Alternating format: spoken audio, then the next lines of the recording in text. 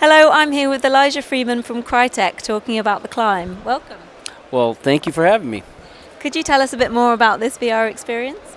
Yeah, so the climb is a first-person VR solo rock climbing experience based in beautiful settings.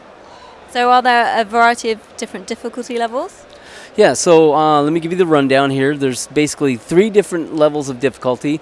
Morning is easy, midday is medium, and then in the evening it's hard and you play with the headlamp. So what was the inspiration behind this? Crytek's DNA has always been about innovation in general, so as soon as this round of hardware became available, we started going through and prototyping and finding out new mechanics that we felt would lend themselves to VR.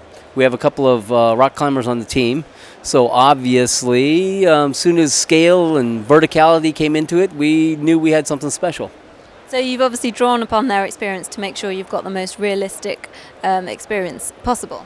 Yeah, matter of fact, a lot of the stuff that you feel in the game, that sense of presence, the part that makes you feel like you're actually climbing, is due to the guys that actually climb themselves. There's points in time where you feel like I barely can't reach. Oh, I got it, and that's what those guys contribute to, that a realistic climbing feel. So when we had a look at the demo, obviously there was a time limit on how quickly you had to move your hands when you're holding on with one. Do you think that that's to create a more kind of intense feeling to the game?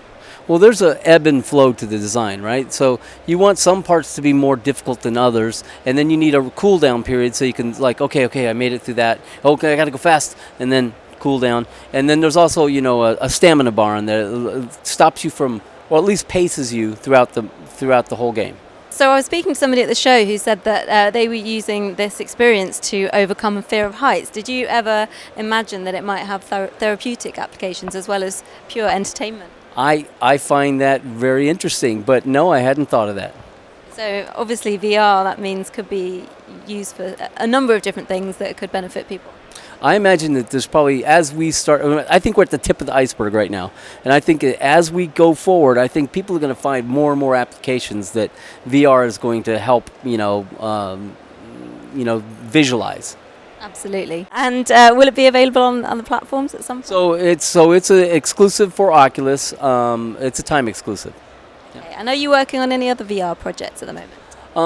Well, this one's all about the climb, so this is what I'm able to say at this point in time. But okay, well, we'll be keeping an eye on you for further updates. Okay, thank you so much. It's great talking to you. Glad you guys like the climb. Thank you.